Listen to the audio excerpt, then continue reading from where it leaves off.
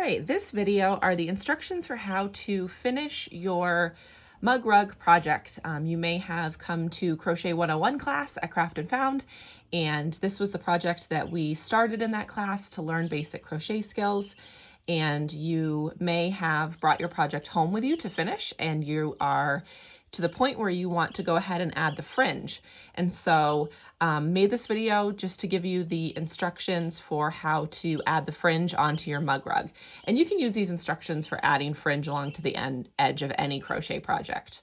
So what you're going to want to do is get your colors that you would like to use for the fringe. I used the same colors on the fringe that I used throughout my project here, and I wanted each set of colors to be in each stripe.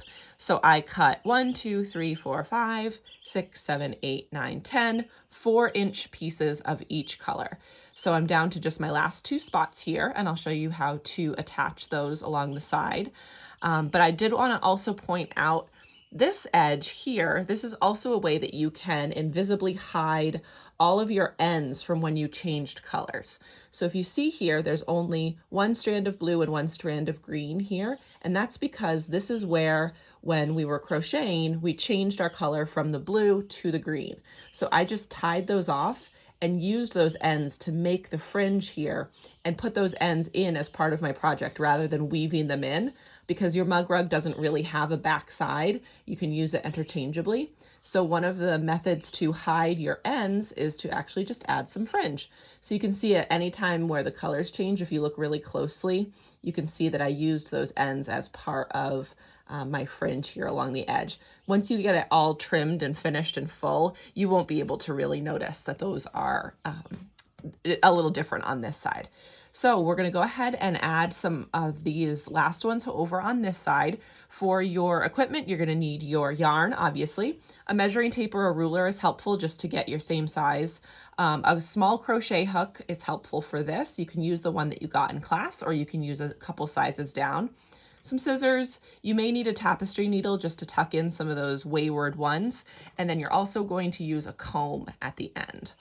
So we'll go ahead and take our next color in line. So our next color that we're going to put on is blue.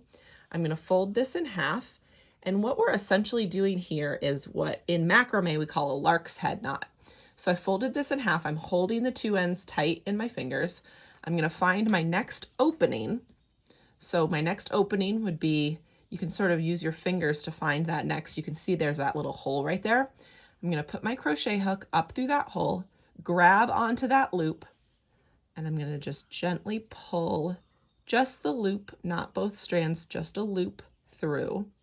So I have the loop on the back side of my work. Take those 2 ends, feed them through the loop.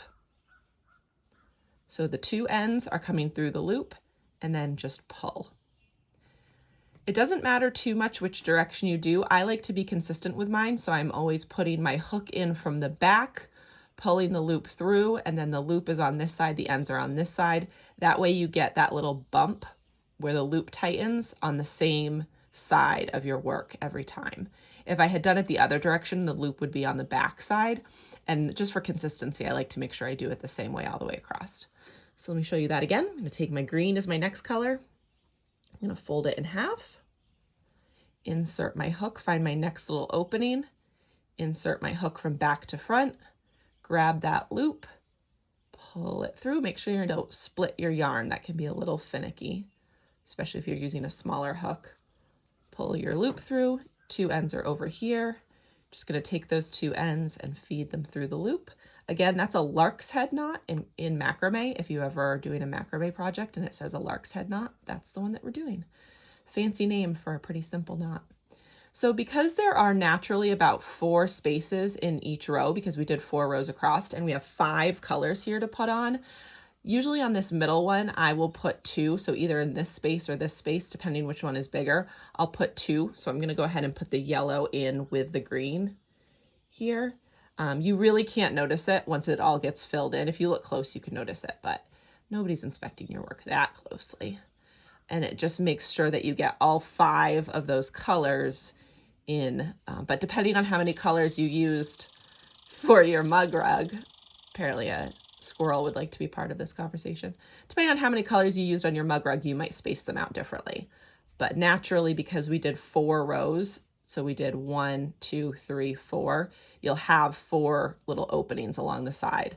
So you just want to think about how you're going to space your little fringe out evenly. Okay, so that is how you're going to attach all of those fringes. When you get all of the fringe put on, so like I have on this side, what you want to do is just go ahead and gently use the wide tooth edge of your comb. You're just going to gently comb all of that fringe even, like this. And then you're going to take your scissors and you're just going to trim this down to the length of fringe that you want. You can use your ruler, and you can take a ruler or a measuring tape and you can measure down how long you want your fringe to be. If you are really precise and you want all of your fringe to be perfectly even, you can actually take some painter's tape, masking tape, or washi tape, and you can run a piece of tape right down along that edge for where you want your trim to be. That'll hold everything in place nice and neat, and then you'll just cut down along that edge. So you'll just trim right down through. And I haven't decided exactly how wide I want my fringe to be on this one yet, so I'm not going to cut it yet. But you can just take your scissors, and with it taped down, everything will be nice and even. Nothing will move around on you. And you just cut right down along this edge, and it'll shorten up the fringe. It'll give everything a nice finished look. If you like it with the ply still in the yarn, the way that this yarn has the ply still, you can leave it twisted and just have it like that. Or you can untwist the ply, take your comb and brush it out and have it be like a really fluffy fringe along the edge of your mug rug. So that is how you are going to finish your mug rug project that you started in Crochet 101 class, or this is also a great tip for adding fringe along the edge of any crocheted project. And hope you have enjoyed making your mug rug. We'd love to see your finished product in use, keeping your tables from getting circles and doing lots of good in your house. So thank you for watching this, and we hope to see you at Craft and Found soon. Have a great day.